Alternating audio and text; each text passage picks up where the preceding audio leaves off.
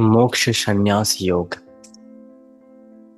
ये 18वां दिन ना तो किसी शास्त्र के बारे में है, ना ही किसी युद्ध भूमि के बारे में, और ना ही उपदेशों की परंपराओं के बारे में। ये एक अंतर्द्वार की तरह है, जहां आत्मा स्वयं से संवाद आरंभ करती है। मानव जीवन केवल प्रश्न और उत्तरों की दौड़ नहीं होती। ये एक ऐसा क्षण होता है जब सारे प्रश्न टूट जाते हैं और सारे उत्तर अपनी चमक खो देते हैं।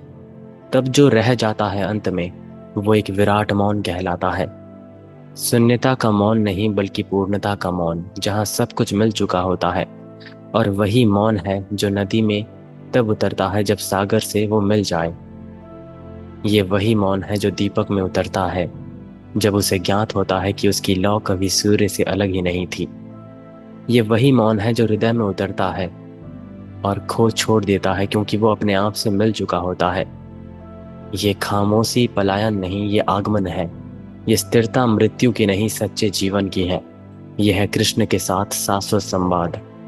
कृष्ण के बाहर नहीं, बल्कि अनंत की वो फुसफुसाहट जो आपके ही अस्तित्व की गुफा में सदियों से गूंजती आई है।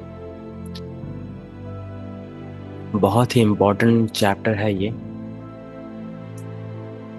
एक और छोटे से प्रस्तावना के साथ हम आगे बढ़ते हैं।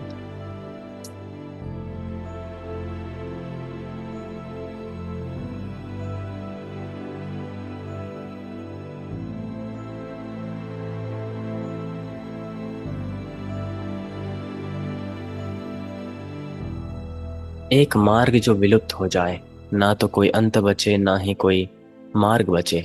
अनगिनत दिनों तक साधक शब्दों के साथ चलता है।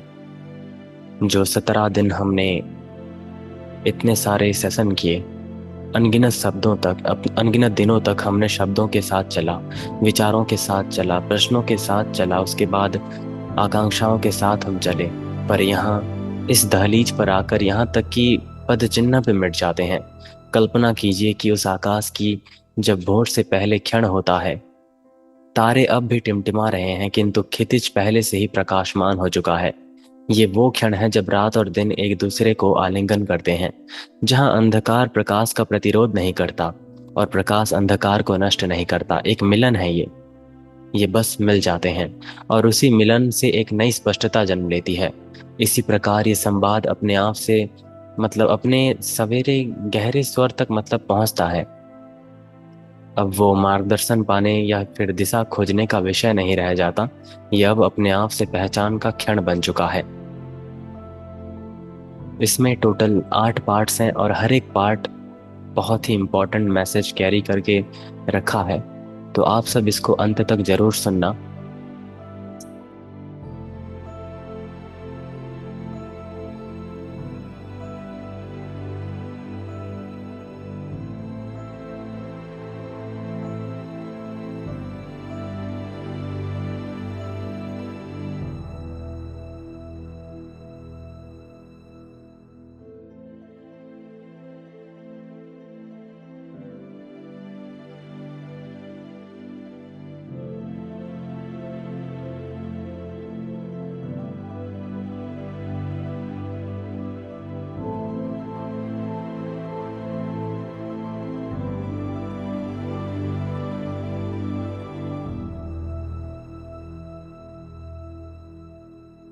शुरुआत करते हैं पार्ट 1 से, संन्यास और त्याग। अर्जुन का एक सवाल आता है। यहाँ पे अर्जुन अंतिम अध्याय की शुरुआत एक मानवीय प्रश्न से करते हैं। वो प्रश्न जिसे हर साधक कभी ना कभी पूछता ही है कि सच्चा संन्यास क्या है, और संन्यास तथा त्याग में आखिर क्या अंतर है। इससे पहले हमको इन शब्दों की गूढ़ता को जानना होगा। संन्यास और त्याग। संन्यास, नीचे रखना, छोड़ देना। परंपरागत रूप से इसका अर्थ ये है कि सांसारिक कर्म, कर्तव्य, संपत्ति, परिवार और समाज का पूरी तरह से त्याग करना। संन्यास वो है जो बाहरी जीवन को छोड़कर साधना में समर्पित हो जाता है। और त्याग, इसका भी अर्थ मतलब त्यागना ही है, लेकिन यह भीतर की ओर संकेत करता है। यहाँ कर्म नहीं छोड़ा जाता, बल्कि कर्म के फल की आसक्ति छोड़ी जाती है। त्यागी संसार में रहते हुए पूरी तरह कर्म करते हुए भी भीतर से निर्लिप्त रहता है। ये भेद सूक्ष्म है किंतु अत्यंत आवश्यक है। कृष्ण समझाते हैं, संन्यास है कामना से उत्पन्न कर्मों का त्याग, और त्याग है प्रत्येक कर्म के फलों को छोड़ना। इसके बाद एक क्रांतिकारी सत्य जोड़ते हैं कि यज्ञ यानी कि बलि, दान और तप जैसे कर्म कभी नहीं छोड़े जाने चाहिए। ये केवल सामाजिक कर्तव्य नहीं, बल्कि आत्मा को शुद्ध करने वाली अग्नियां हैं, जो महाज्ञानी को भी परिष्कृत करती हैं। इस प्रकार कृष्ण त्याग को ऊंचे उठाते हैं। धर्म के कर्मों को मत जोड़ो या फिर मत छोड़ो। उसके बाद उन्हें कर्तव्य के रूप में करो कि ये मेरा कर्म है, मेरा कर्तव्य है, मेरी रिस्पॉन्सिबिलिटी है इसको करना। लेकिन उनके फलों की पूर्णता से विरक्त रहना, यही है कर्म योग का एक हृदय। यहाँ भी हमें तीन गुण के तरह तीन प्रकार के त्याग देखने को मिलते हैं। तामसिक त्याग, मोह, आलस्य या अज्ञानवश कर्तव्य छोड़ देना। एक तरीके से तामसिक लोग सब माया है कहकर जिम्मेदारियों से पीछे हट जाते हैं। यह है त्याग का सबसे नीचा स्तर। रासिक त्याग, कष्ट, भय या फिर सुविधा की चाह में कर्म छोड़ देना। ये काम मेरे लिए कठिन है, ये कहकर कर्तव्य से विमुख हो जाना। उसके बाद सात्विक त्याग, सभी कर्तव्यों को बिना आसक्ति के निभा देना। ना सुखद कर्मों से चिपकना, ना ही कठिन कर्मों से भागना। यही है सच्चा त्याग। अप्रिय कार्यों से भागता नहीं, प्रिय कार्यों से चिपकता नहीं, सफलता और असफलता में समान रहता है, बिना संदेह केवल धर्म के लिए कर्म करता है, वो है सच्चा त्यागी। कृष्ण फिर एक निर्णायक वचन देते हैं कि देहधारी प्राणी पूर्णतः कर्म का त्याग कर ही नहीं सकता, परंतु जो फल का त्याग करता है वही सच्चा त्यागी कहलाता है। जब तक हमारी सांसें इस भूलोक में चलती हैं, हम कर्म से मतलब जुड़े ही होते हैं। यहाँ है गीता का गूढ़ रहस्य, जीवन से भागा नहीं जाता, इसे केवल शुद्ध किया जाता है। सन्यासी संसार को छोड़ता है, पर त्यागी संसार में रहते हुए भी आसक्ति को छोड़ता है।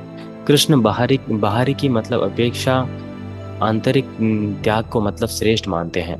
जैसे अग्नि जलाकर शुद्ध करती है, वैसे ही निष्काम कर्म आत्मा की अशुद्धियों को भस्म करती है। एक शल्य चिकित्सक, शिक्षक या फिर एक कलाकार जो ना प्रशंसा के लिए काम करते हैं ना लाभ के लिए, केवल कर्तव्य और प्रेम, बस यही है मतलब जो सच्चा त्यागी का एक उदाहरण।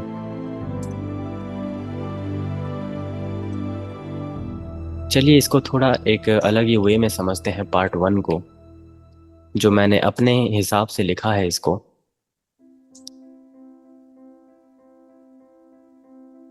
जैसा कि आप जानते हो कि अर्जुन ने पूछा कि सच्चा संन्यास क्या है, या फिर संन्यास और त्याग में क्या भेद है। ऊपरी रूप से दोनों का अर्थ है त्याग करना, किंतु कृष्ण बताते हैं कि अंतर मतलब उतना ही गहरा जितना वृक्ष की जड़ को काटना और केवल पत्तियों को तोड़ देना। संन्यास बाहर का त्याग, संसार छोड़ देना, कर्तव्यों को छोड़ देना, और त्याग भीतर का। कल्पना कीजिए एक नदी की, जो कीचड़ और बहुत सी गंदगी से मौजूद है, जो जब वो चट्टानों की ओर गुजरती है तो उसका जल मतलब चूर्ण होकर निर्मल हो जाता है। कर्तव्य भी वैसे है कि बाहर से अवरोध दिखाई देता है, भीतर से शुद्धि का साधन है। अज्ञानवश कर्तव्य छोड़ देना जो छात्र बोलते हैं पढ़ाई व्यर्थ है और जीवन आलस्य में गवा देते हैं, ये त्याग नहीं, जिम्मेदारी से पलायन है। सैनिक युद्ध से भागे क्योंकि वो खतरनाक है, हालांकि वो उनका धर्म था। उसके बाद किसान खेत जीतने से मना करें क्योंकि हाथ दुखेंगे, पर बिना जीते फसल कैसे होगा। उसी तरह ये एक छोटा छोटा मेटाफोर डिस्क्राइब करता है कर्म योग का एक पॉइंट, जो हमको बताती है कि हम कभी कर्म से विमुख हो ही नहीं सकते। आगे बढ़ते हैं पार्ट 2 की ओर।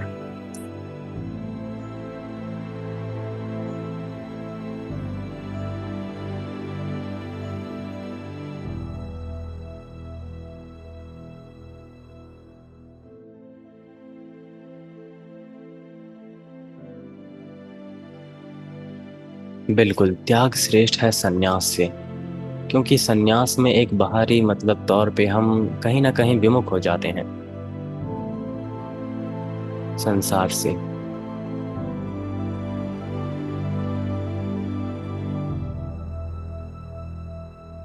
अगर आप संन्यास ले भी लो लेकिन अंदर से मतलब त्याग ना कर पाओ, तो वो संन्यास किसी काम का नहीं रहेगा।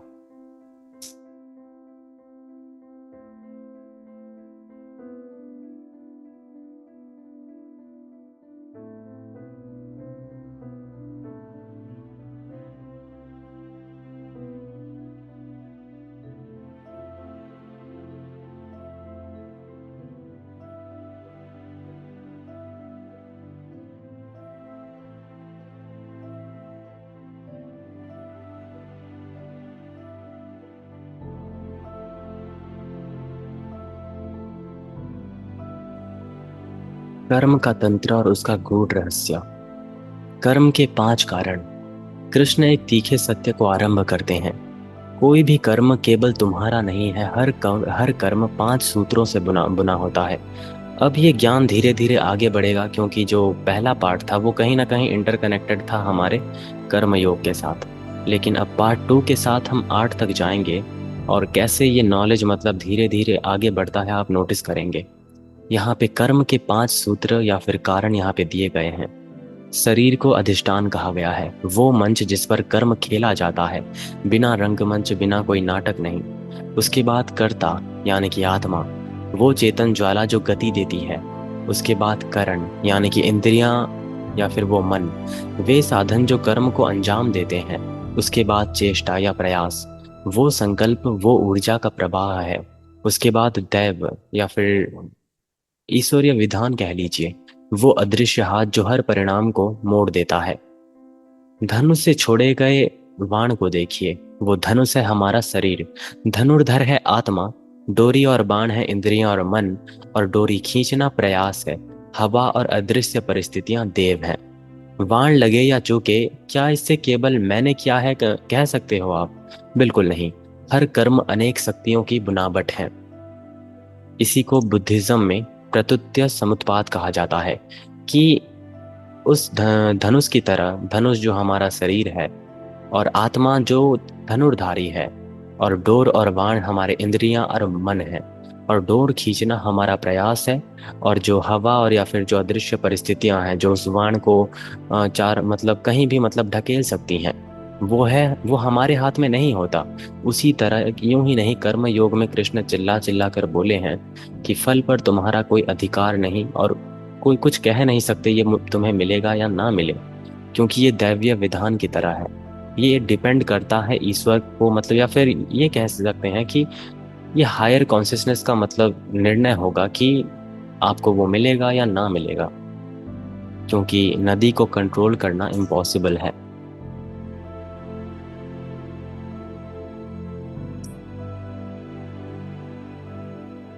अहंकार की भूल। अहंकार से अंधे लोग सोचते हैं कि मैं करता हूँ, ये जो करता भाव है हमसे कहता है कि मैं करता हूँ। पर ज्ञानी देखते हैं कि अहंकार केवल एक लहर है, सागर नहीं। अज्ञान कहती है मैंने किया। ज्ञानी कर्म करता है पर बनता नहीं, क्योंकि जानता है कि मैं करता नहीं, मैं तो बस एक अचल साक्षी हूँ। शरीर चलता है, इंद्रियां काम करती हैं, पर मैं मुक्त रहता हूँ। सूर्य नदियों को धक्का नहीं देता, पर उसकी उष्मा से नदियां बहती हैं। अज्ञानी कहेगा नदी स्वयं बह रही है। ज्ञानी देखेगा ये तो एक विराट मतलब कारण श्रृंखला का एक फल है। कृष्ण बताते हैं कि हर कर्म 3 तत्वों से बना है, ज्ञान, ज्ञेय और ज्ञाता। इसको जरा ध्यान से सुनना। ज्ञान यानी कि दृष्टि, विचार या उद्देश्य। ज्ञेय यानी कि जो साध्य है, लक्ष्य है।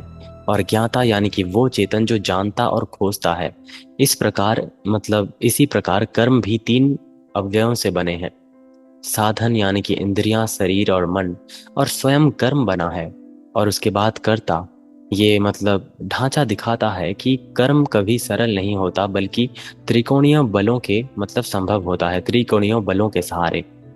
यहाँ भी 3 प्रकार के ज्ञान हमको देखने को मिलते हैं। सात्विक ज्ञान, एक में अनेक को देखना, सभी प्राणियों में अद्वैत को पहचानना। योगी जो मतलब कीट से लेकर ऋषि सब में वो मतलब ब्रह्म को देखता है। यह है सात्विक प्रकार का ज्ञान। उसके बाद रासिक ज्ञान, विविधता को मतलब खंडित मानना, प्रत्येक प्राणी को अलग और मतलब असंबद्ध देखना, कि कोई भी मतलब इक्वल नहीं है। व्यापारी जो केवल प्रतिद्वंदी देखता है पर परस्परता नहीं देखता। उसके बाद तामसिक ज्ञान, एक टुकड़े को ही संपूर्ण मान लेना, सत्य को मतलब अनदेखा कर देना। ये ऐसा है जैसे एक लहर को ही सागर समझ लेना। तीन प्रकार के ये तो हमारे ज्ञान थे। अब आते हैं तीन प्रकार के कर्म। सात्विक कर्म, कर्तव्य के रूप में किया गया हो, बिना फल की आकांक्षा, बिना राग द्वेष के। जिस तरह मतलब एक तरीके से अगर कहूँ तो जो मतलब सेवा का भाव आता है कि हाँ ये मेरा धर्म है, मुझे ये करना चाहिए, इसके अतिरिक्त मुझे कुछ नहीं, कुछ मिले या ना मिले मुझे फर्क नहीं पड़ता, इसको सात्विक कर्म कहा गया है। रासिक कर्म जो इच्छा से प्रेरित, अहंकार से भरा या फिर तनाव युक्त हो, मंदिर या व्यवसाय केवल यश और नाम के लिए खड़ा करना। और उसके बाद आता है तामसिक कर्म, अज्ञान से उपजा, परिणामों की चिंता नहीं, आत्मा और जगत को हानि पहुंचाने वाला। नशेड़ी जो परिवार को मतलब स्वास्थ्य दोनों को नष्ट करता है।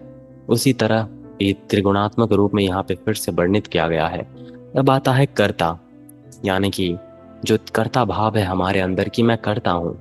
सात्विक कर्ता, अहंकार से मुक्त, उत्साही, संतुलित, सफलता और असफलता में समान। जैसे शिल्पकार जो मतलब मौन में मतलब प्रेम से कार्य करता है बिना दिखावे के।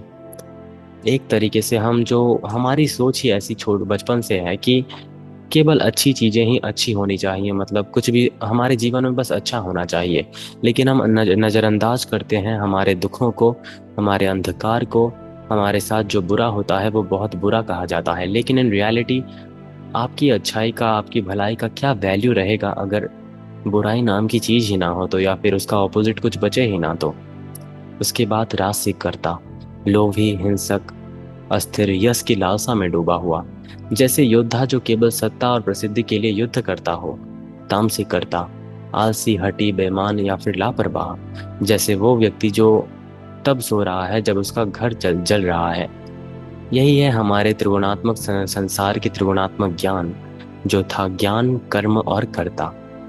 कृष्ण यहाँ कर्म का एक यंत्र खोलकर कहते हैं, शरीर है मंच, इंद्रियां हैं कलाकार, मन है निर्देशक और आत्मा है साक्षी, और देव वो हमारे मौन नाटककार हैं।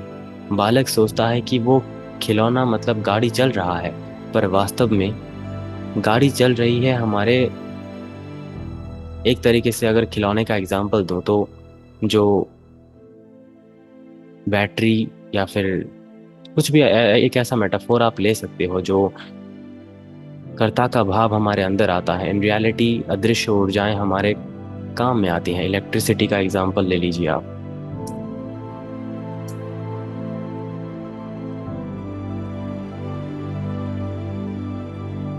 जब मैं वेस्टर्न फिलोसफी एंड स्पिरिचुअलिटी पढ़ रहा था तो वहाँ पे जो डर है हमारे, I am the witness, actions arise from many causes, ये सब कुछ वेस्टर्न फिलोसफी में बहुत ही सिमिलर है अगर आप इंडियन फिलोसफी एंड स्पिरिचुअलिटी को देखो तो।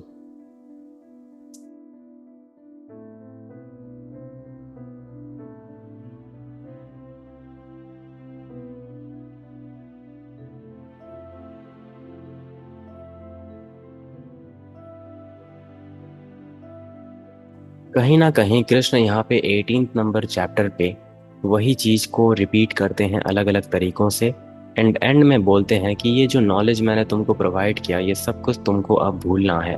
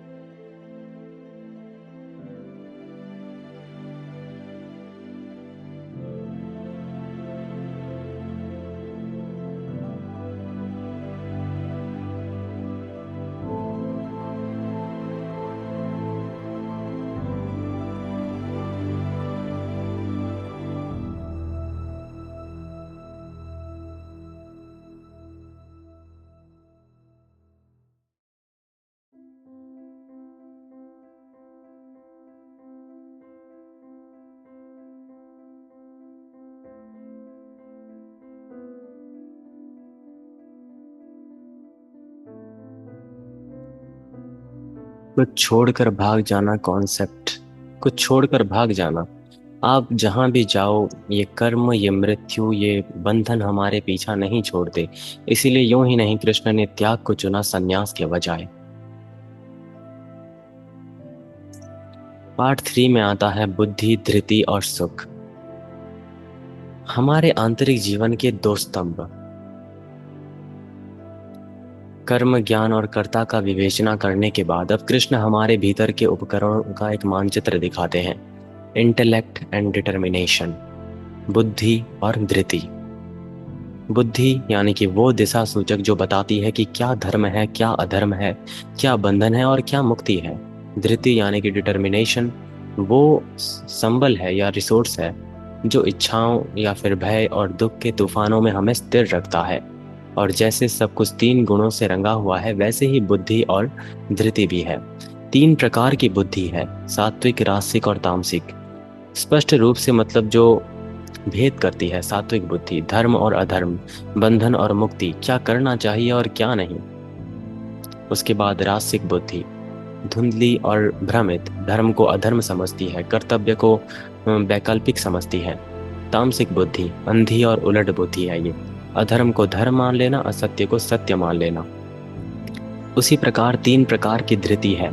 सात्विक धृति योग में स्थित होकर मन, इंद्रियों और प्राण को स्थिर रखती है। रासिक धृति कर्तव्य, सुख और धन के मोह से संचालित, हमारे इच्छा से बंधी, ज्ञान से नहीं।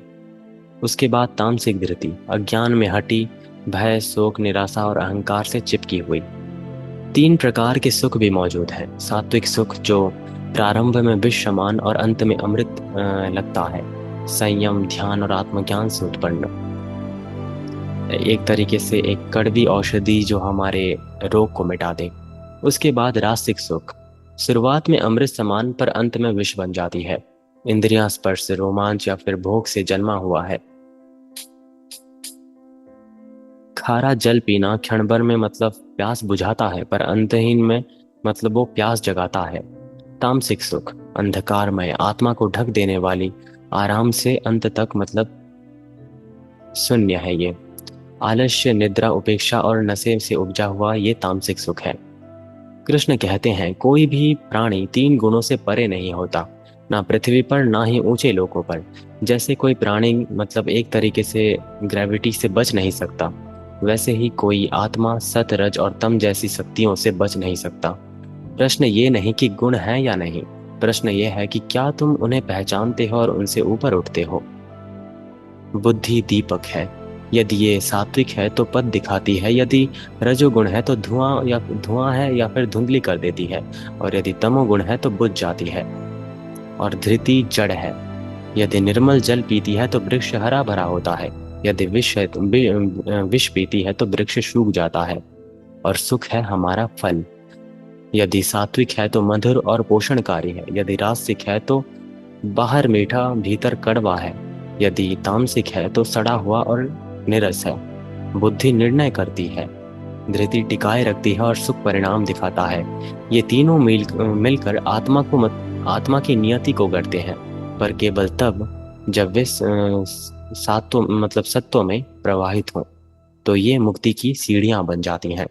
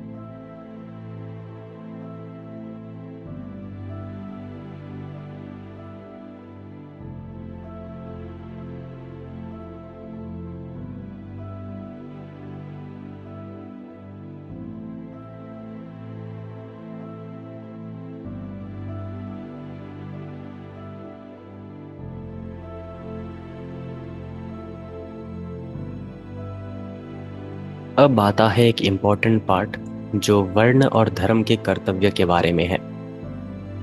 कृष्ण अब आंतरिक साधनों यानी कि बुद्धि और धृति से बाहर के ढांचे की ओर बढ़ते हैं। मानव जीवन के वे कर्तव्य या फिर स्वधर्म जो केवल जन्म से नहीं बल्कि स्वभाव से उत्पन्न होते हैं। याद रखना, स्वभाव से, प्रकृति के गुणों से उत्पन्न होते हैं। वे बताते हैं कि चार वर्ण किसी कठोर बंधन का नाम नहीं बल्कि तीन गुणों के आधार पर झुकी हुई प्रवृत्तियां हैं। यहाँ पे पहले ही मतलब मेंशन कर देते हैं कि ये जन्म से तय नहीं है, यह आपके कर्म और हमारे मतलब स्वभाव से बनती है, हमारे गुणों से बनती हैं ये। लेकिन हम मानव मतलब हमारे इतिहास में ही हम इसको मतलब जन्म जन्म से मतलब सिद्ध मान बैठे, इसीलिए समाज मतलब पूरी तरह से बदल गया।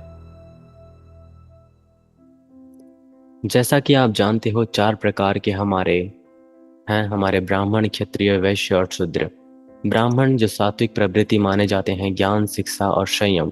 क्षत्रिय जो राजसिक प्रवृत्ति पर सात्विक संतुलन सहित नेतृत्व, वीरता, रक्षा का हमारे ढांचे हैं। वैश्य जो राजसिक प्रवृत्ति, व्यापार, कृषि, धन सृजन। और शूद्र जो सेवा प्रवृत्ति, श्रम और कौशल द्वारा सहयोग करने वाले। तो प्रत्येक कर्तव्य का स्वरूप है। यहाँ पे हमारे श्लोक नंबर 42 से 44 तक लिखा है। ब्राह्मण शांति, आत्मसंयम, पवित्रता, धैर्य, ज्ञान और आस्था। वो ऋषि जो बिना प्रतिफल चाहे मार्गदर्शन करता है, जैसे दीपक जो दूसरों के लिए जलता हो। क्षत्रिय पराक्रम, उदारता, नेतृत्व, संकट से ना भागना। वो शासक जो न्याय की रक्षा करता है, जैसे वृक्ष जो आंधियों से मतलब आंधियों को झेल कर भी दूसरों को छाया देता है। वैश्य यानी कि कृषि, पशुपालन, व्यापार। वो किसान जिसका हल पीढ़ियों से पोषण देता है, जैसे अदृश्य जड़ें वृक्ष को जीवित रखती हैं। शूद्र जो सेवा और श्रम के प्रतीक हैं। वो कारीगर जिसके हाथ संसार के उपकरण गढ़ते हैं, जैसे धरती जो हर कदम को सहारा देती है। जैसे एक तरीके से एक एग्जाम्पल के सहारे अगर मैं कहूँ तो वाद्य वृंद या में विभिन्न वाद्य अलग अलग स्वर से निकलते हैं, उसी प्रकार कर्तव्य भी भिन्न है। पर जब हर एक अपनी मतलब भूमिका ईमानदारी से निभाता है, तभी धर्म का संगीत मधुर होता है। अपने स्वधर्म का पालन करना ही ईश्वर की पूजा है, भले ही वो अपूर्ण हो, फिर भी आत्मा को ऊपर उठाता है। अपने स्वभाव के विरुद्ध कर्म करना वैसा है जैसे किसी मछली को वृक्ष पर चढ़ने को कहना, और अपने स्वभाव के अनुरूप कर्म करना वैसा है जैसे नदी का सागर तक बहना। शिक्षक व्यापारी जितना धन नहीं कमा सकता, पर सत्य का शिक्षण करके वो सृष्टिकर्ता की मतलब आराधना करता है। सैनिक गुफाओं में साधना नहीं कर सकता, पर न्याय की रक्षा करके वो देवता को यज्ञ अर्पित करता है। इसी प्रकार कर्म को कैसे पूजा कहा गया है आप देख सकते हो। दूसरों का धर्म उत्तम रीति से करने से अपना धर्म अपूर्ण करना भी मतलब श्रेष्ठ है। गायक यदि अपनी धुन में सुर बिगाड़ भी दे तो फिर भी वो मतलब हृदय को छू छू सकता है। पर यदि वो किसी को और मतलब और धुन को पूर्णता से गाए तो भी भीतर वो शून्य रह सकता है। एक वृक्ष जो अपने बीज से उगता है, भले ही वो टेढ़ा हो, पर वही सच्चा फल देता है। कृष्ण एक मतलब सांत्वना देते हैं, यहाँ तक कि तुम्हारा अपना धर्म भी दोष युक्त होगा, जैसे अग्नि धुएं से ढकी रहती है, पर अपने धर्म की अपूर्णता दूसरे के धर्म की पूर्णता से अधिक शुद्ध है। एक चिकित्सक मतलब ऑपरेशन में शल्य चिकित्सा में भूल कर सकता है, पर उसका धर्म है रोगियों को उपचार देना। यदि वो अपनी प्रकृति छोड़कर सैनिक बनने लगे तो वो आप अप्राकृतिक हो जाएगा। कहने का मतलब, अपना धर्म कर्म हमारे गुण प्रकृति के स्तर पर आधारित है। कोई भी मतलब जन्म से कुछ नहीं होता। धर्म उधार का वस्त्र नहीं, बल्कि तुम्हारे अस्तित्व की त्वचा है। दूसरे का धर्म अपनाना ऐसा है जैसे अपनी जड़ों को काट कर खुद को मतलब पराई मिट्टी में रोप देना। वृक्ष से बाहर से मतलब भले आकर्षक लगे, पर जीवित नहीं रह पाएगा। पर अपने धर्म में जीना चाहे दोष युक्त हो, वही अस्तित्व द्वारा दिया गया एक मूल स्रोत होता है। हर प्राणी की एक भूमिका होती है जो ऊपर से थोपी नहीं जाती, बल्कि भीतर की प्रकृति से उपजित होती है। प्रकृति से समाज तभी संतुलित होता है जब हर कोई अपने धर्म को ईमानदारी से निभाए। दूसरों के पद पर दौड़ने से अच्छा अपने पद पर ठोकर खाना खाना, क्योंकि देवता की पूजा उद्धार के धर्म नहीं बल्कि अपने ही स्वभाव की अनूठी सुगंधि में है।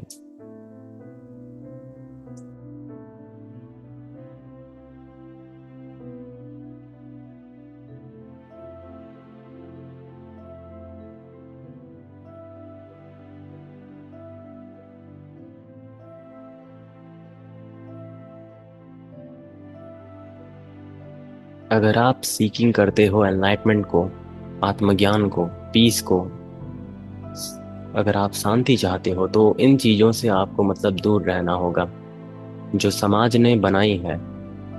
मैं मटेरियलिज्म की भी बात नहीं कर रहा, हमारे माइंड का भी एक मटेरियलिज्म है कि हम फंस जाते हैं समाज की बनाई हुई मानसिक चीजों से, जैसे कि ये कास्ट सिस्टम हो गया या फिर कुछ और जो भी हमको तोड़ते हैं, या फिर लैंग्वेज का जो वॉर चल चल रहा है इंडिया में, अपने भाषाओं के प्रति जो लोग लड़ते झगड़ते हैं, ये छोटी छोटी चीजें रुकावटें बन जाती हैं।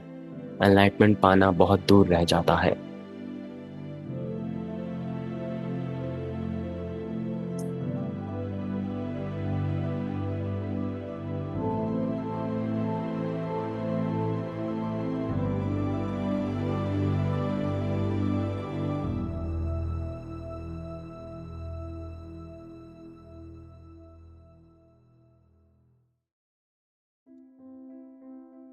सिद्धि और ब्रह्म की ओर का पथ, पार्ट 5। कृष्ण इस खंड की शुरुआत सर्वोच्च स्वतंत्रता की ओर इशारा करते हैं, जो आसक्ति से मुक्त है, आत्म संयम रखते हैं और इच्छाओं से रहित हैं। संन्यास द्वारा वे सिद्ध को प्राप्त होते हैं। कल्पना कीजिए एक पक्षी की जिसे उड़ान भरनी है। यदि वो पत्थरों से चिपका रहे तो उड़ नहीं पाएगा। उसी प्रकार आत्मा भी कामनाओं से चिपकी रहे तो वह ब्रह्म को छू नहीं पाएगी। ब्रह्म की ओर अंतिम सीढ़ी। अब आता है हमारा फाइनल पार्ट, जहाँ पे धीरे धीरे कृष्ण उजागर करेंगे सत्य को। कृष्ण उस सीढ़ी को बताते हैं जिससे जिससे सिद्ध आत्मा ब्रह्म तक पहुंचती है। शुद्ध बुद्धि, ऐसी दृष्टि जो कामनाओं से ढकी ना हो। इंद्रिय नियंत्रण, जैसे चंचल घोड़े को लगाम से साधना। एकांत और सरलता, मौन का आनंद लेना, अल्पाहार या फिर संपूर्ण एक तरीके से संपूर्ण संयम पूर्ण जीवन जीना। वैराग्य, आकर्षण और द्वेष का त्याग करना। अहंकार और हिंसा से मुक्ति। अभिमान, स्वामित्व और क्रोध को छोड़ना। ध्यान में स्थिरता, जैसे पर्वत मौन और एक तरीके से ठहराव है, उसी तरह अपने आप को ठहराव देना। एक धनुर्धर को अंतिम निशाने के लिए तैयार होते हुए देखिए। दृष्टि को पैना करता है, बुद्धि की शुद्धि करता है, हाथों को स्थिर रखता है, इंद्रियों को नियंत्रण करता है, शोर को अनदेखा करता है, एकांत में बिना लालसा बिना कंपन डोरी के छोड़ता है, अहंकार से मुक्ति पाता है। ब्रह्म से एकत्व, जब योगी ब्रह्म में स्थापित हो जाता है तब वो शांत और अडोल रहता है, शोक और इच्छा से परे होता है, सभी प्राणियों में समानता देखता है। यहाँ पर कृष्ण एक गुप्त रहस्य को जोड़ते हैं कि ब्रह्म साक्षात्कार अंततः भक्ति में खिल उठता है। सागर तक पहुंचना ही मुक्ति है, पर लहरों में घुल जाना ये भक्ति है। नदी जब ब्रह्म में मिलती है तो वहां रुकती नहीं बल्कि प्रेम की धारा में नृत्य करने लगती है। कृष्ण कहते हैं, केवल प्रेममय भक्ति से ही कोई मुझे मेरे वास्तविक स्वरूप में जान सकता है, और जब वो मुझे जान लेता है तो मुझ में प्रवेश कर मेरा ही एक रूप बन जाता है।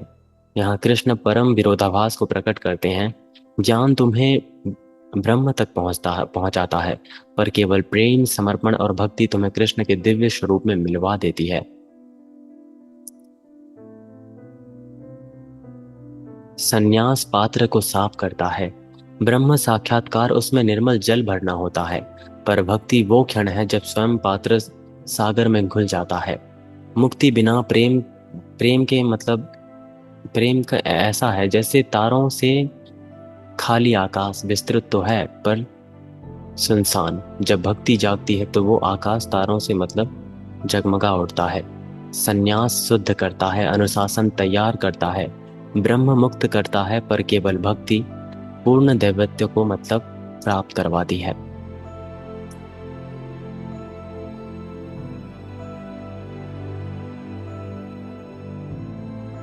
कहीं ना कहीं ये चैप्टर 18 समरी है हमारे बाकी 17 चैप्टर्स का, जुड़ा हुआ है बाकी सभी चैप्टर्स के साथ।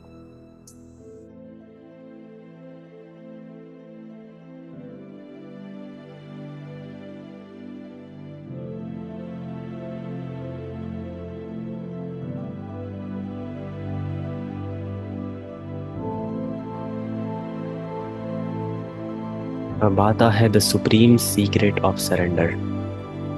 बहुत ही इंपॉर्टेंट पार्ट है ये।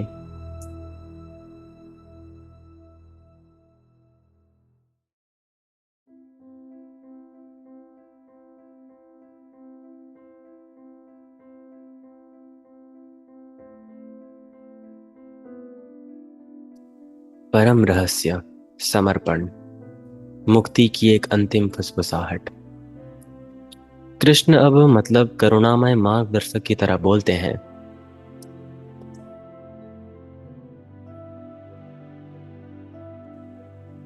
यदि तुम सब प्रकार के कर्म भी करो पर मेरा आश्रय लो, तो मेरी कृपा से तुम मेरे शाश्वत धाम को प्राप्त करोगे। हर कर्म मुझे समर्पित करो, मुझे ही अपना परम लक्ष्य बनाओ, अपने मन को मुझ में ही स्थिर करो। तूफानी समंदर में चलती नाव की कल्पना करना। श्रम उसे मतलब खेता है, कौशल उसे मोड़ता है, पर यदि भक्ति का दिशा सूचक ना हो तो नाव भटक जाएगा। समर्पण वही दिशा सूचक है जो आत्मा को मतलब घर पहुंचा देती है। कृष्ण उसके बाद बोलते हैं, यदि तुम सदा मेरे शरण में मतलब रहोगे और मुझे ही स्मरण करोगे तो मेरी कृपा से सभी विघ्न को मतलब पार कर लोगे। पर यदि अहंकार से मेरे वचनों की उपेक्षा करोगे तो पतन निश्चित है। यदि तुम सोचो मैं कर्म नहीं करूंगा तो मोह तुम्हें बांध लेगा। तुम्हारा अपना स्वभाव तुम्हें कर्म करने के लिए बाध्य करेगा।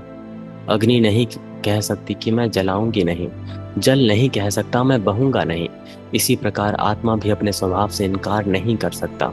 बीज चाहे ना चाहे मिट्टी में दबा हो तो अंकुरित होगा ही, स्वभाव अंततः प्रकट होगा। कृष्ण विराट सत्य प्रकट करते हैं। परमेश्वर सब प्राणियों के हृदय में स्थित है। उनकी इच्छा से जीव प्रकृति के मतलब एक तरीके से कहीं ना कहीं मशीन पर सवार होकर जगत में घूमता है। जीवन एक रथ है, आत्मा उसकी यात्री, पर लगाम, पहिए और मार्ग सब ईश्वर की अंतर्मय शक्ति के संचालित होते हैं। और फिर कृष्ण कोमल स्वर में कहते हैं, अपने संपूर्ण अस्तित्व से मेरी शरण में आ जाओ। मेरी कृपा से शांति और मेरा धाम पाओगे। तुम सोचते हो कि तुम ही मतलब स्पष्टीकरण पकड़ रहे हो, पर असली चालक तो तुम्हारा हृदय में बैठा है। समर्पण नियंत्रण खोना नहीं, बल्कि ये जानना है कि नियंत्रण सदा उसी के पास था। कृष्ण अपने सबसे गुप्त उपदेश देते हैं, इस पर गहराई से विचार करो, फिर जैसा चाहो वैसा करो। यहाँ स्वतंत्रता का मतलब सम्मान है। स्वयं ईश्वर भी समर्पण को मतलब बाध्य नहीं करते, पर क्योंकि तुम मेरे प्रिय हो मैं तुम्हें अपना परम वचन सुनाता हूँ। सदैव मेरा चिंतन करो, मेरी मतलब मुझ में ही मतलब स्मरण करते रहो, निश्चय तुम मेरे पास आओगे। और अंततः महान मंत्र, सभी धर्मों को त्याग कर केवल मेरी शरण में आ जाओ, मैं तुम्हें सभी पापों से मुक्त कर दूंगा। जो एक बहुत ही अच्छा श्लोक था। सर्वधर्मान् परित्यज्य मामेकं शरणं व्रज, अहम त्वं सर्व पापेभ्यो मोक्षयिष्यामि मां शुच। अर्थात जो मैंने दोहराया कि सभी धर्मों को त्याग कर, धर्म कर्म जो भी है हमारे समाज में, बस शरणागत हो जाना। एक हायर एनर्जी कॉन्शियसनेस या फिर जो भी आपका निराकार साकार रूप है, उसके प्रति जब आप सरेंडर होते हो तो आप कहीं ना कहीं आपके पीछे समग्र प्रकृति कार्य करने लगती है। ये धर्म का त्याग नहीं बल्कि उसका अतिक्रमण है। सामाजिक कर्तव्य, विधि विधान, नैतिक नियम, ये सब सीढ़ियां हैं, पर जब हृदय पूर्ण समर्पण करता है तो सीढ़ियां हट जाती हैं और केवल एक एकत्व रह जाता है। नाव तुम्हें नदी पार कराती है, पर तट पर पहुंचकर तुम नाव को सिर पर नहीं उठाते, उसे वहीं छोड़ देते हो। धर्म वो नाव है, समर्पण शाश्वत तट पर उतरना है। अहंकार हमें कर्ता मानता है, पर समर्पण बताता है कि हम केवल उपकरण हैं। धर्म साधक का मार्गदर्शन करता है, पर समर्पण साधक को ही परमात्मा में विलीन करता है। संन्यास हृदय को शुद्ध करता है, पर समर्पण उस हृदय को ईश्वर को अर्पित कर देता है। कर्म बिना समर्पण बोझ है, संन्यास बिना समर्पण अधूरा है, ज्ञान बिना समर्पण सुख से है। पर समर्पण पूर्ण, निडर और निरपेक्ष वो कुंजी है जो मुक्ति का द्वार खोलती है। उस क्षण साधक मिट जाता है, कर्ता मिट जाता है, और केवल एक अशेष अनंत शांति बस जाती है, जिसको आप परमानंद कहते हो।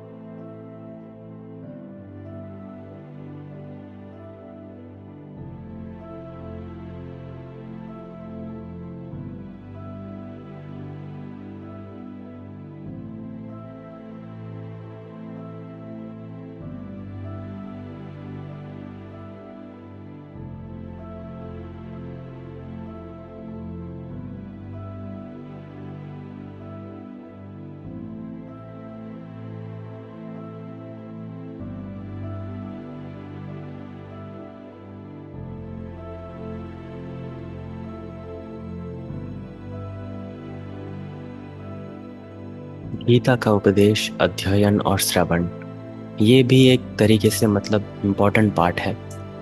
कृष्ण पहले मतलब सावधान करते हैं, ये उपदेश उसे मत देना जो तपस्वी नहीं, भक्ति भाव से रहित है और सुनने को तैयार नहीं, या ईर्ष्या से भरा हुआ है। दिव्य ज्ञान मतलब दो धारी तलवार है।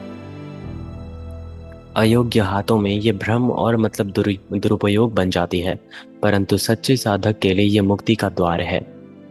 अग्नि जब मतलब चूल्हे में हो तो घर को मतलब गरमाती है, पर यदि लापरवाह हाथों में मतलब छोड़ दी जाए तो घर को भस्म कर देती है। फिर कृष्ण शिक्षक की भूमिका में उच्चतम स्तर पर पहुंच जाते हैं। जो इस परम गोपनीय ज्ञान को भक्तों को सुनाता है, वही सबसे बड़ा प्रेम कार्य कराता है। वो मेरे लिए अति प्रिय है। पृथ्वी पर उससे अधिक प्रिय कोई नहीं, जो मेरा वचन फैलाता है। जो किसी और का दीपक जलाता है, उसका अपना प्रकाश कम नहीं होता, बल्कि प्रकाश और बढ़ जाता है।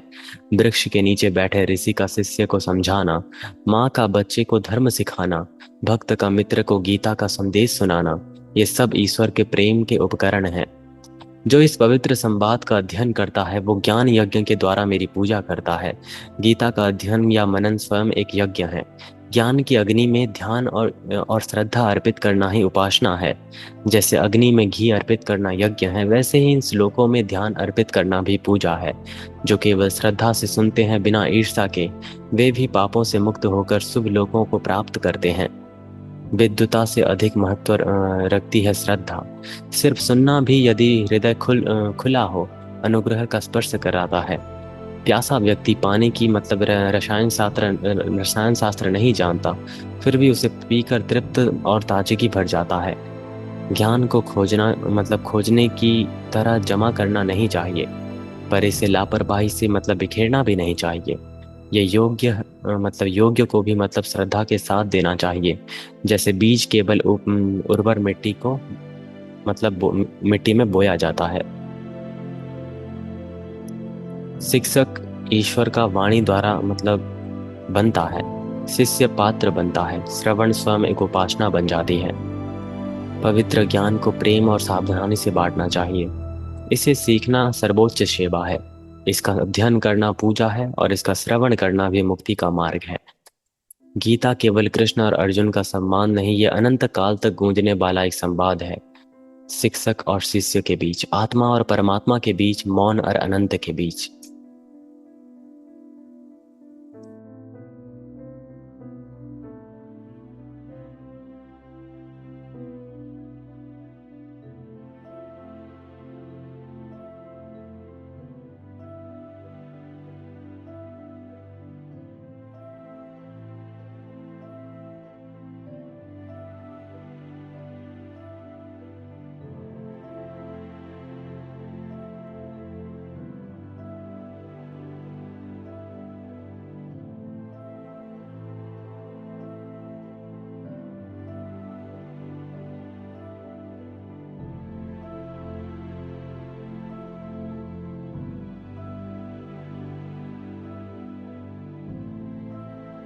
अब आता है फाइनल पार्ट।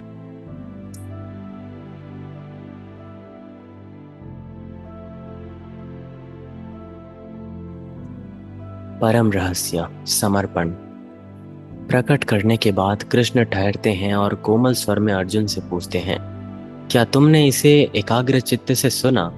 क्या अब तुम्हारा मोह और अज्ञान नष्ट हो गया?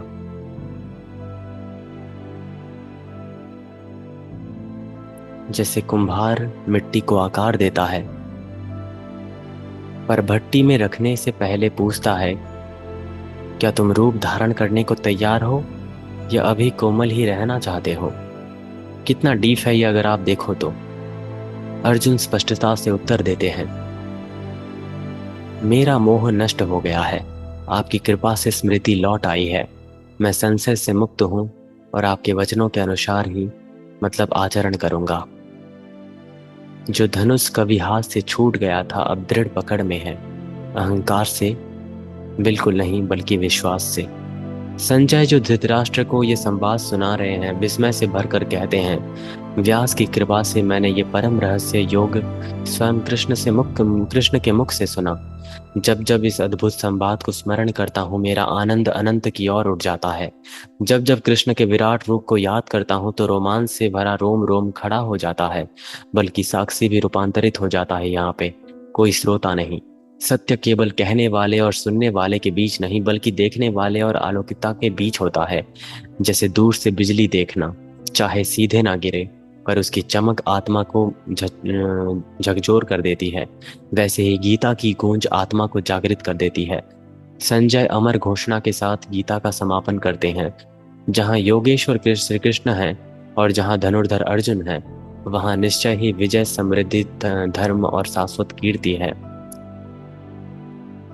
धनुष बिना धनुर्धर के निष्प्राण है, धनुर्धर बिना मार्गदर्शक भटका हुआ है। गीता निराशा से शुरू होती है और स्पष्टता में समाप्त होती है। ये जड़ता से आरंभ होती है और कर्म में परिणत होती है।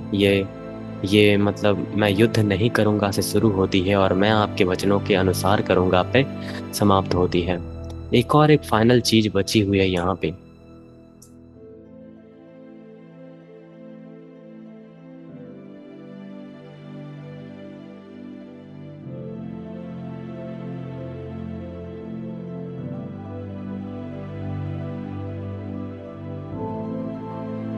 जब कृष्ण अर्जुन को सब कुछ भूलने को कहते हैं, ये एक बहुत ही मार्गदर्शक चीज है कि हमारे जीवन में कहीं ना कहीं इसका एक बहुत गहरा काम है। इसको जरा ध्यान से सुनना।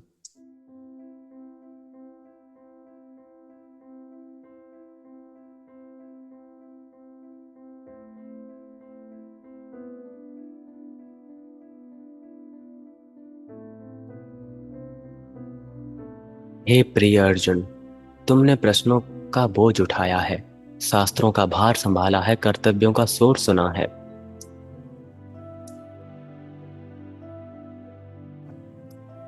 और विकल्पों की कांपती थरथराहट महसूस की है। अब मैं कहता हूं इन सभी चीजों को गिरा दो, भूल जाओ जो कुछ मैंने कहा, भूलो शब्दों को, भूलो रूपों को, मार्गों को, धर्म अधर्म संन्यास कर्म, यहाँ तक कि इस युद्ध भूमि को भी भूल जाओ, क्योंकि स्मरण और विस्मरण से परे, अधिगम और विसर्जन से परे एक ऐसी शांति है जिसे किसी उपदेश की आवश्यकता नहीं। जैसे नदी सागर में मिलकर अपने तटों को भूल जाती है, जैसे दीपक सूर्य से मिलकर अपनी लौ को भुला देती है, वैसे ही तुम्हें भी मतलब स्वयं को भूल जाना होगा जब तुम मुझ में प्रवेश करोगे। ज्ञान को रत्न समझकर मत पकड़ो, अज्ञान को मतलब बेड़ी मानकर मत बांधो, दोनों को छोड़ दो। जैसे सांप अपने केंचुल उतार देता है वैसे ही त्याग दो। हे अर्जुन, अंतिम रहस्य यही है, जब तुम कृष्ण को भी भूल जाओगे तब तुम मुझे पूर्ण रूप में जान जाओगे, क्योंकि मैं वो नहीं हूं जिसे तुमने सुना, न वो हूं जिसे तुम देख रहे हो। मैं वो मौन हूं जब तब भी शेष रहता है, जब कुछ भी मतलब इस दुनिया में शेष नहीं रहता। ये फाइनल में मैंने जो बोला कि जब तुम कृष्ण को भी भूल जाओगे तब तुम मुझे पूर्ण रूप में पाओगे।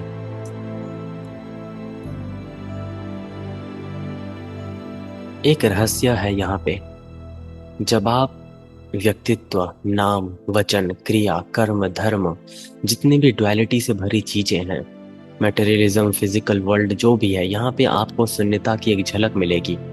जब तुम कृष्ण को भी भूल जाओगे तब तुम मुझे पूर्णता में पाओगे।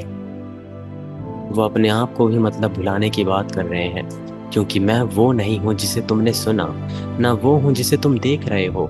मैं वो मौन हूं जो तब भी शेष था जब कुछ भी मतलब इस सत्य असत्य नाम की चीज इस संसार में मौजूद ही नहीं थी। एक अनंत खालीपन जो परम आनंद की स्थिति से भरा है। समर्पण का एक महान भाव, भूलने की एक ऐसी कला जो हमें मतलब कहीं ना कहीं एक फूल की तरह खिलाती है जीवन में। हमारा कॉन्सियसनेस जो खिल उठता है एक आनंद की अनंत लहरी से, जो ब्रह्मांड के कोने कोने में व्याप्त है। एक ऐसी ऊर्जा कह लो, एक ऐसी एक ऐसी एहसास कह लो जो हर वक्त मौजूद है, हर पल।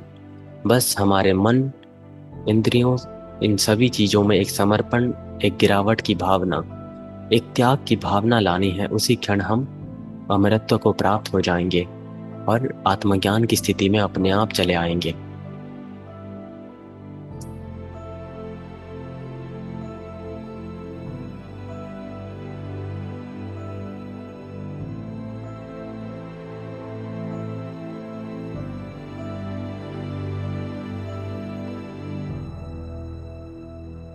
एक ऐसी चीज मैंने लिखी है, आप सभी को सुनाता हूँ।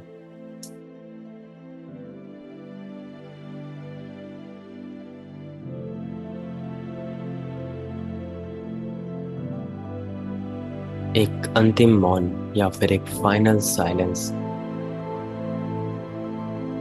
हे अर्जुन, आत्मा की यात्रा में एक ऐसा क्षण आता है जब समस्त ज्ञान एक आवरण बन जाता है, जब सबसे शुद्ध बुद्धि भी एक और बंधन बन जाती है। जो शब्द तुम्हें मार्ग दिखाता है उन्हें भी छोड़ना होगा, जैसे नदी पार करने के बाद नाव का पीछा छोड़ा जाता है। हर अवधारणा को भूल जाओ, संन्यास को, समर्पण को, यहाँ तक कि मुक्ति को, क्योंकि ये सब केवल पुल हैं और पुल कभी गंतव्य नहीं होता। जो आत्मा मतलब स्मरण में बांधती है वही आत्मा बंधन करती है। जो आत्मा सत्य से चिपकती है वो आत्मा माया से चिपकती है। दोनों को छोड़ दो, भूल जाओ साधक को, भूल जाओ साध्य को। फिर क्या शेष रहता है? शून्यता नहीं, रिक्तता नहीं, बल्कि एक ऐसी परिपूर्णता जो नाम से परे है।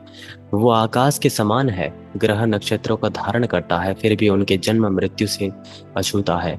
वो दर्पण के समान है, असंख्य प्रतिबिंब समेटता है फिर भी उनसे कभी मतलब कलंकित नहीं होता। वो अग्नि के समान है, अनबरत जलती है पर जगत से ईंधन मांगती नहीं। अर्जुन, सबसे गहन शिक्षा यही है, जब तुम सब कुछ भूल जाते हो, यहाँ तक कि भूलने वाले को भी, तब जो प्रकट होता है वो क्षय नहीं बल्कि शाश्वत है। जैसे ब्रह्म कहो, कृष्ण कहो या फिर मौन कहो, नाम अब कोई महत्व नहीं रखते। जो शेष रहता है वो है शुद्ध अस्तित्व, स्मृति से परे, काल से परे और तुमसे भी परे। मेरे मन में मन का तांडव, मन में कौरव, मन में पांडव। मन का कृष्ण सुनाता मन में गीता, मन का कर्ण अपनी व्यथा में जीता। एक अच्छी पोएट्री मैंने पढ़ी थी 4-5 साल पहले महाभारत के ऊपर। तो ये था हमारा चैप्टर 18 एंड यहीं पे आज हमारा भगवत गीता समाप्त होता है।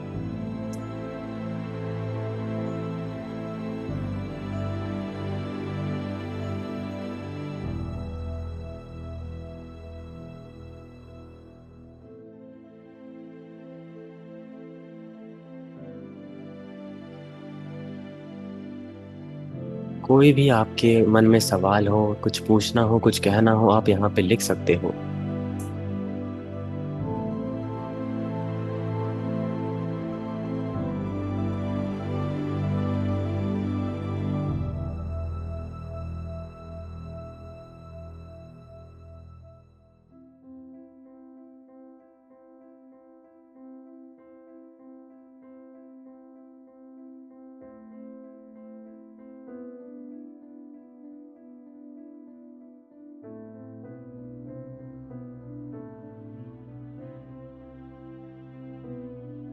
भगवत गीता का नाम गीता ही क्यों रखा गया?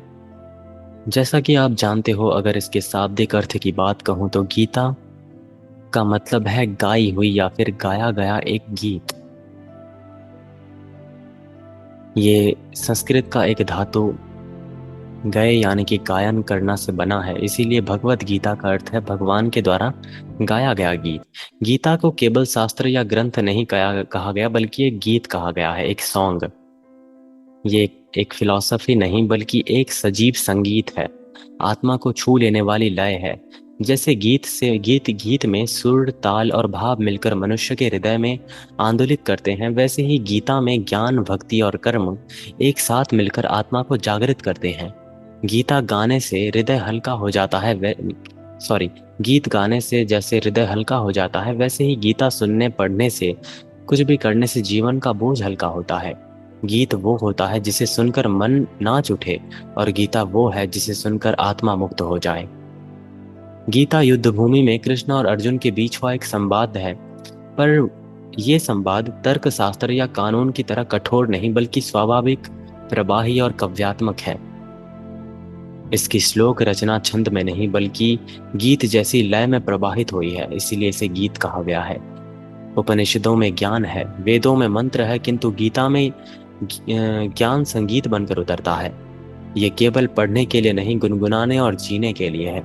शास्त्रों में कहा गया है, गीता एक तरीके से क्या था वो, गीता यामुन कृष्ण वेदांता, हाँ, कृष्ण नहीं कृष्ण, यानी कि गीता में समस्त वेदों और उपनिषदों का सार है। इसीलिए इसका नाम गीता रखा गया, क्योंकि ये जीवन का वो दिव्य गीत है जिसे स्वयं भगवान ने गाया, परमात्मा ने गाया।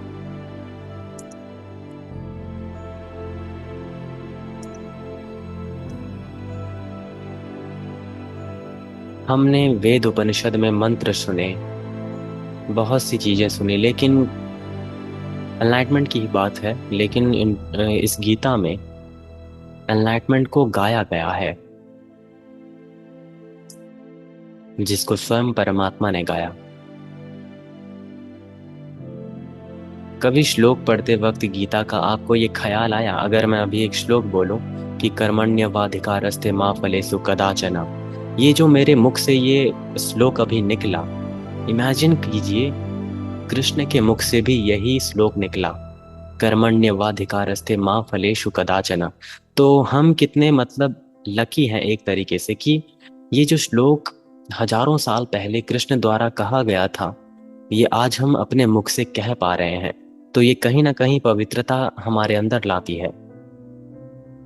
तो जब भी मैं गीता का किसी श्लोक को मतलब पढ़ता हूँ, दोहराता हूँ, तो कहीं ना कहीं एक तरीके से मैं आश्चर्य फील करता हूँ, क्योंकि यही श्लोक कृष्ण के द्वारा कहा गया था ना।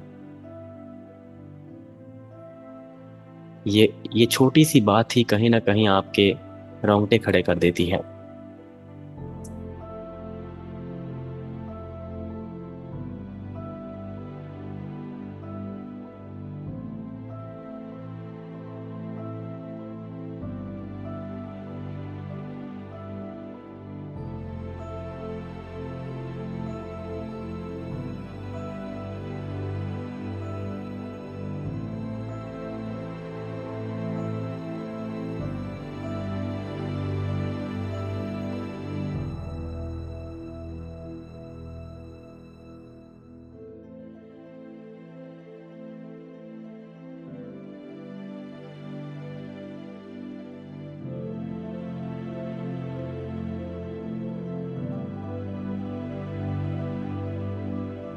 एक छोटे से प्रस्तावना के साथ हम एंड करेंगे यहाँ पे।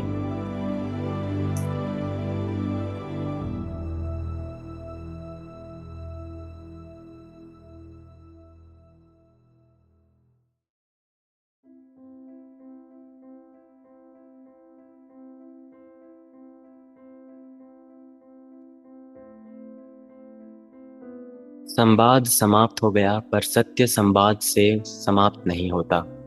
गीता लक्ष्य नहीं थी, वो तो केवल एक द्वार थी। उसके परे क्या है? धर्म और अधर्म, अधर्म से परे क्या है? ज्ञान और अज्ञान से परे क्या है? या यूं कहूं, मुक्ति से परे या फिर कृष्ण और अर्जुन से परे क्या है? गीत के बाद का वो मौन क्या था? धर्म अधर्म से परे, हर नियम, हर धर्म, हर भेद केवल एक अस्थाई मचान है। धर्म तुम्हें बचाता है जब तक कि तुम धर्म को भी भस्म करने के योग्य ना हो जाओ। जैसे अग्नि को प्रारंभ में लकड़ी चाहिए, पर जब अग्नि स्वयं प्रज्वलित हो जाए तो लकड़ी स्वयं राख हो जाती है। उसी प्रकार सदाचार और पापाचार के सारे विधान शुद्ध अस्तित्व की अग्नि में जलकर मिट जाते हैं। ज्ञान तुम्हें अज्ञान के सागर से पार कराता है, पर किनारे पर पहुंचकर ज्ञान को भी छोड़ना होता है। चंद्रमा की ओर इशारा करती उंगली स्वयं चंद्रमा नहीं होती। तत्वमसी के शब्द से सत्य नहीं, वे तो केवल तरंग है जो तुम्हें भीतर की मौन गहराई की ओर ले जाती है। कृष्ण और अर्जुन से परे क्या है? जो बोलता है और जो सुनता है, दोनों ही मुखौटे हैं। जब वे विलीन हो जाते हैं तो केवल अकथ्य शेष रहता है, कोई कथा नहीं। कृष्ण और अर्जुन दो नहीं हैं, वे दो दर्पण की तरह हैं, जो एक दूसरे में प्रतिबिंबित होकर अनंत को अनंत में दिखाते हैं, जब तक कि ना कोई आदि दिखे और ना ही कोई अंत। मुक्ति से परे क्या है? मुक्ति भी एक अवधारणा है, मन द्वारा रचा गया एक क्षितिज है, पर शाश्वत का कोई क्षितिज नहीं होता। मुक्ति की खोज करना भी बंधन की स्मृति में जीना है। सच्ची स्वतंत्रता तो तब आती है जब मुक्ति की प्यास भी भुला दी जाती है। तब जो शेष रहता है वो ना बंधन है ना मुक्ति, वो केवल मौजूद है। गीत के बाद का मौन, यानी कि गीता के बाद का मौन। जब धनुष चढ़ाया जा चुका हो, जब बाण छोड़ा जा चुका हो, जब युद्ध लड़ा जा चुका हो, तब जो बचता है वो एक अनंत सन्नाटा है, एक अनंत मौन है। वही मौन है असली शास्त्र, वही मौन है असली गीता। शब्द गिर जाते हैं, विचार विलीन हो जाते हैं, और जो शेष रहता है वो है अस्तित्व की प्रत्यक्ष चमक। हमें ये सिखाता है कि अंत में मौन के अलावा कुछ नहीं बचता। ना तो कृष्ण बचे ना अर्जुन। कुरुक्षेत्र में कोई नहीं रहा, बस एक अनंत सन्नाटा चारों ओर, और कुछ नहीं। ये है उपनिषद वेद गीता, जितने भी शास्त्र महाकाव्य जो भी हैं, सबका अंतिम उपदेश एक विराट अनंत सन्नाटा, एक महान मौन जो परमात्मा से भी परे है, कृष्ण के विश्व रूप से भी परे है। अगर आप देखो तो कुरुक्षेत्र में सब मौजूद थे, वो विराट रूप भी था, लेकिन अंत में केवल एक निशब्दता रह जाती है, एक अनंत मौन जो विराट रूप से भी बड़ा था और अब भी मौजूद है वो।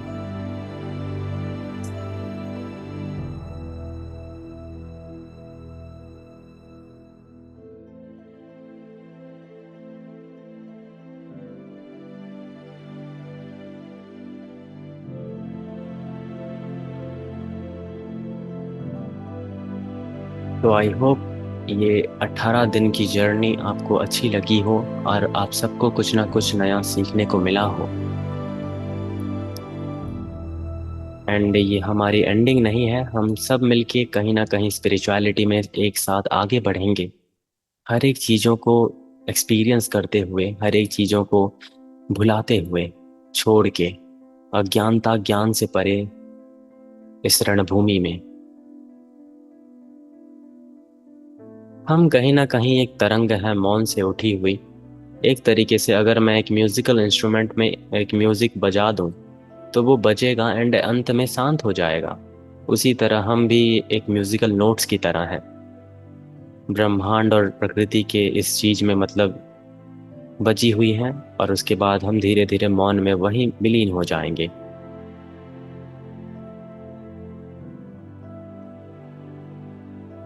कुछ दिनों बाद हम ऐसे ही मिलेंगे एक और सेशन के साथ। आई होप आप सभी को ये जर्नी पसंद आई हो। मिलते हैं एक और नए सेशन में, और कोई भी सवाल वगैरह या फिर कुछ भी हो आप मुझे पर्सनली पूछ सकते हो। तो आज का ये आखिरी सेशन मैं यहीं पे एंड करता हूँ। आप सभी को शुभ रात्रि, हरे कृष्णा, हर हर महादेव। मिलते हैं एक नए सेशन में, मैं यहीं पे एंड करता हूँ।